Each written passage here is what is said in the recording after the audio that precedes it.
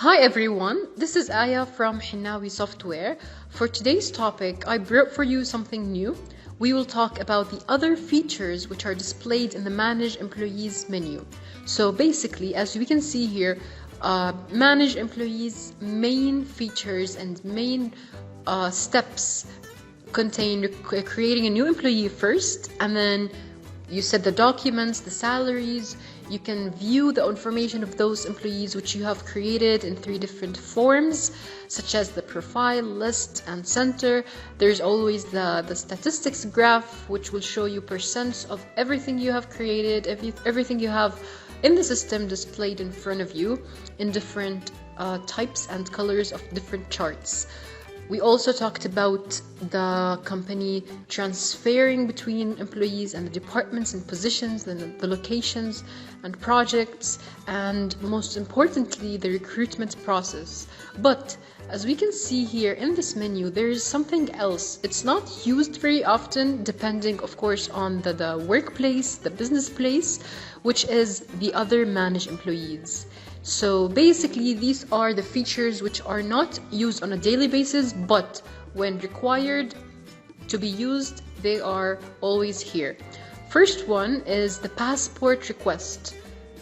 We also have the adding employee expenses to costing, the employee evaluation, the history, which we also have right here for family status, also whether there is any change in the family status or whether we want to delete that status or edit.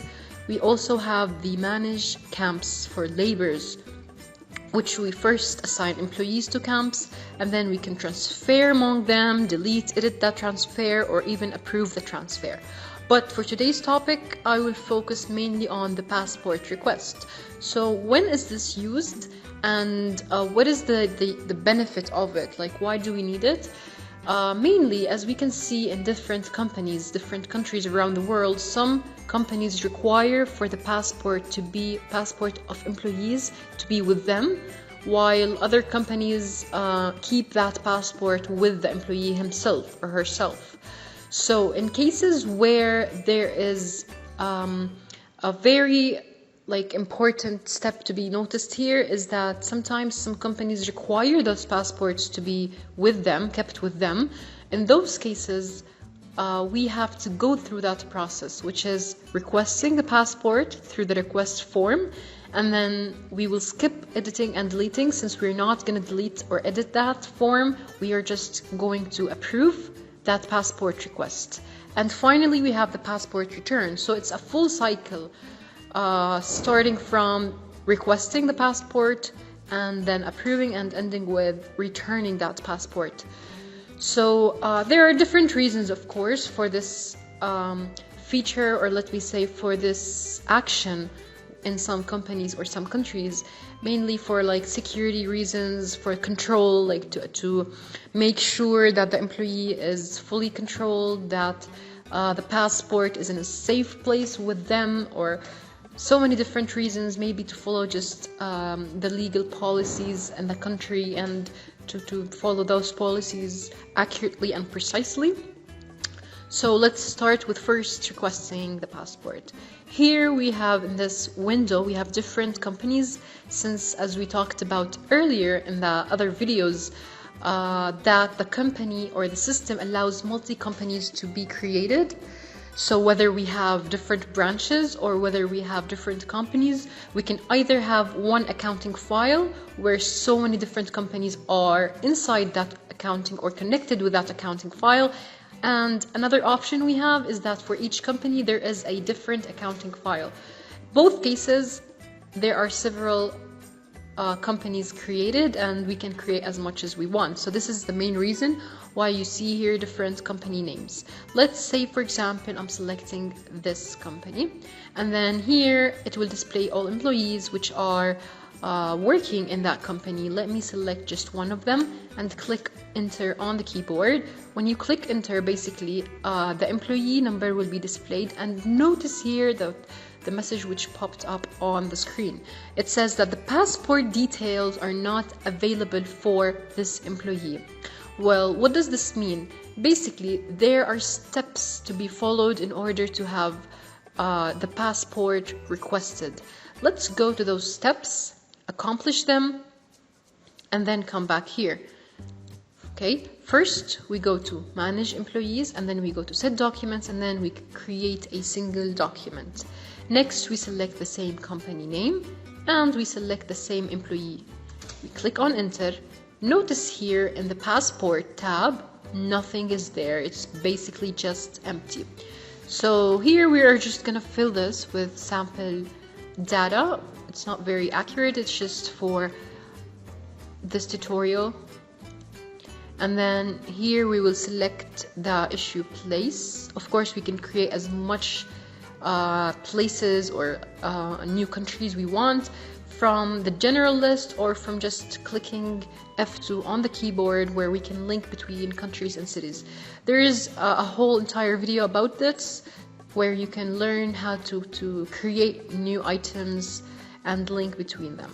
Anyways, so in the issue date here, we will select or type the date.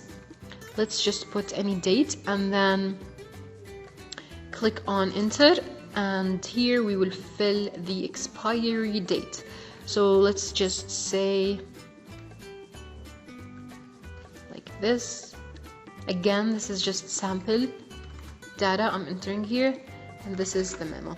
Okay, so notice here we have two things. First, we have the remind me before, which will send notifications or pop-up messages on the screen reminding the HR user or the person in charge whether this document is going to be expired for the selected employee. So here, as it says here, 30 days before it gets expired means that when this date, the expiry date is soon, 30 days before it expires, there will be a notification that this employee has his or her passport soon to be expired.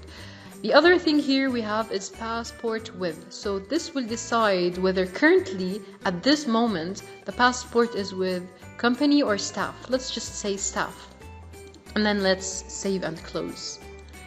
Now I will go again to manage employees, other manage employees, and then passport requests, where we are going to request the passport, and then I click enter.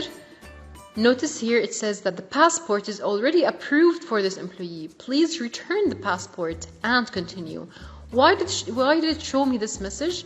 Basically because, as we have seen before in the document, when I created that document, I added that the passport is currently with employee.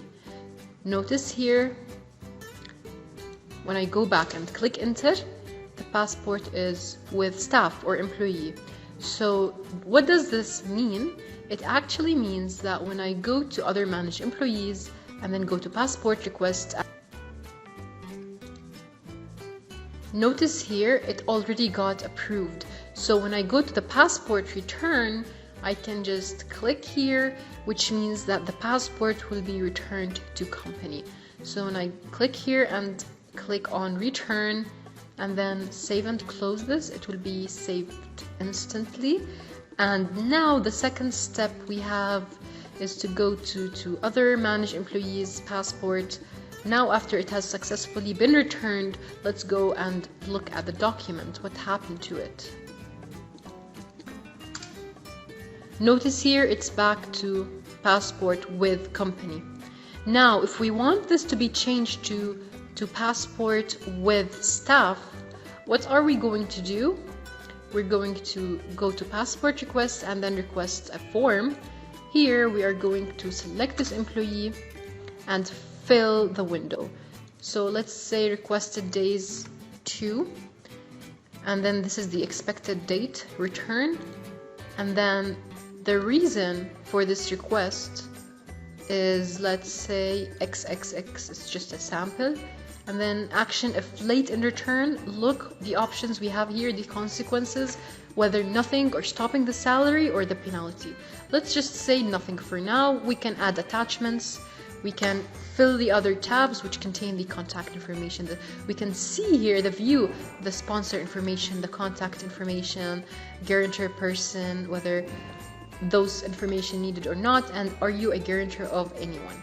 So we can just view the information, the tabs here, we can fill them freely, and then we will save and close. And then after data is saved successfully, all we have to do is just go again to passport request, approve that request, click on this box and click on approve. Now, after the passport has successfully been approved, all I have to do is return that passport. So I go here and then click on the box again and then return. It will show me this pop-up message or window on the screen whether we can select if it was actually returned on time or not, and whether there are any late days.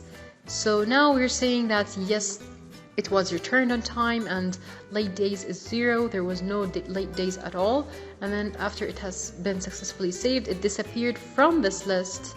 And so now when I go back to the set documents, setting a new document and click on this employee again, notice here the passport is with company.